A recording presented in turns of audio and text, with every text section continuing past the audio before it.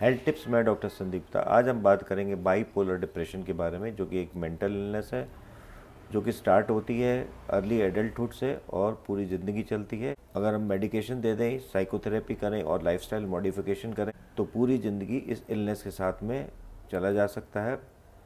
पर अगर हम ट्रीटमेंट नहीं करते हैं, मेडिसिन नहीं लेते हैं या साइकेट्रिस्ट की ओपिनियन नहीं लेते हैं तो ये इलनेस अपने लिए तो कष्टदायक हो सकती है और जो साथ रहने वाले हैं उनके लिए और भी कष्टदायक होती है।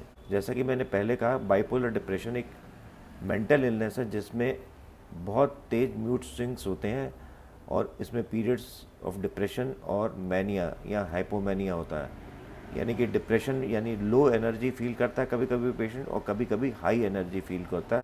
बाइपोलर डिप्रेशन को हम मैनियक डिप्रेशन या फिर मैनियक डिप्रेसिव डिजीज़ भी कहते हैं, जिसमें बहुत ड्रामेटिक शिफ्ट्स होते हैं मूड के।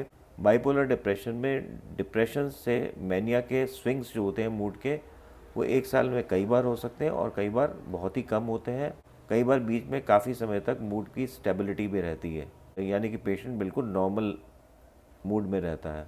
और बाइपोलर डिप्रेशन के ये स्विंग्स जो है पूरी ज़िंदगी होते रहते हैं और कभी कभी बीच में, जैसे कि मैंने बताया, कि मूड में स्टेबिलिटी रहती है। मूड स्विंग्स जो होते हैं ये कुछ हद तक ट्रीटमेंट से मैनेज हो सकते हैं। बाइपोलर डिप्रेशन भी कई तरीके से प्रेजेंट करता है। कुछ केसेस में जो डिप्रेशन के एपिसोड्स के बाद या पहले एक मैनिक एपिसोड होता है और कुछ केसेस में मेजर डिप्रेशन का एक एपिसोड होता है और हाइपोमैनिया का एपिसोड होता है, उसमें मैनियक फेज होता ही नहीं है। कुछ केसेस में, जिसे हम साइक्लोथाइमिया भी कहते हैं, उसमें मैनिया के एपिसोड्स आते ही नहीं है, हाइपोमैनिया के कई एपिसोड्स होते हैं और डिप्रेशन बहुत ज़्यादा सीवियर डिप्रेशन नहीं होता है। मैनिया और हाइपोमैनिया लगभग एक जैसे ही होते हैं, पर हाइपोमैनिया में जो सिम्टम्स होते हैं वो बहुत ही कम सीवियरिटी के होते हैं, बहुत ही माइल्डर होते हैं।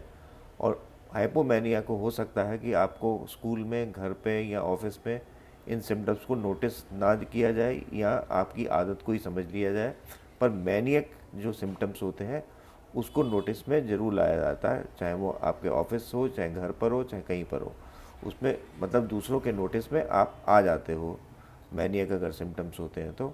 और कभी कभी मैनिया में रियलिटी से आप बिल्कुल टूट जाते हो, और यानी कि जिसे हम साइकोसिस कहते हैं, मैनियक साइकोसिस कहते हैं। डिप्रेशन और मैनिया को हम सिंपल लैंग्वेज में समझ सकते हैं कि डिप्रेशन में जो है एनर्जी बहुत लो होती है और मैनिया में एनर्जी बहुत हाई होती है।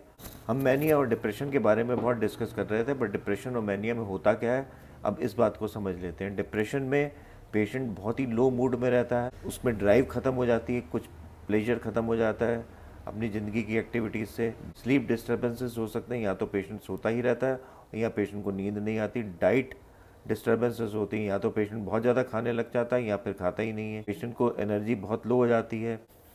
साइकोमोटर रिटार्डेशन हो जाता है, यानी पेशेंट जो है कमरे से बाहर निकलता ही नहीं है और उस एक अपराध बोध अपने मन में रहने लग जाता है।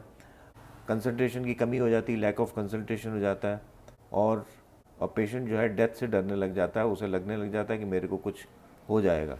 इसके उल्टा मैनिया में जो होता है, नींद बहुत कम हो जाती है, एक सेंस ऑफ ग्रेंजियोसिटी आ जाती है। ग्रेंजियोसिटी से मतलब है पेशेंट अपने आप को राजा समझने लग जाता है और बहुत ज़्यादा टॉकेटिव हो जाता है।